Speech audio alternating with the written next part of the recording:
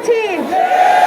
আমি একটি কথা বলতে চাই, আমার ভাই শাহাদাত বরণ করার আজ ৭ম দিন, অথচ একটা আসামিরাও ধরা পড়েনি। আমি মনে করি এটি এই ইন্টারিম সরকারের ব্যর্থতা। স্বরাষ্ট্র উপদেষ্টাকে বলতে চাই, আপনি যেই গদির ওপর বসে আছেন সেই গদি আমার 2000 শহীদ ভাইয়ের রক্ত দিয়ে কেনা।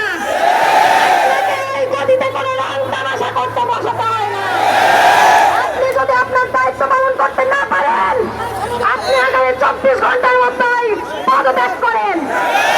আমরা সাধারণ ছাত্র জনতা যেভাবে খুনি হাসিনার বিরুদ্ধে একসাথে রাজপথে নেমেছিলাম, আবার আমরা এই হাসিনার খুনের বিচারের দাবিতে রাজপথে থাকবো ইনশাল্লাহ। হাদি ভাইয়ের ভাষায় বলতে চাই, শুনেন, আর কোন সুশীলতা নাই। অনেক সুশীলতা করেছি, যার মাসুল আজকে আমার ভাইকে জীবন দিয়ে দিতে হচ্ছে। আর কোন সুশীলতা না। যেখানে ওই আওয়ামী লীগ, কুত্তা লীগ, যুবলীগ, ছাত্রলীগকে দেখতে পারবেন, সে মাওয়া ছিঁড়ে ফেলবেন। একেবারে অ্যাকশন হবে, action, direct action, action, action. খুনিদের বিরুদ্ধে, দালালদের বিরুদ্ধে, আওয়ামী লীগের বিরুদ্ধে, খুনি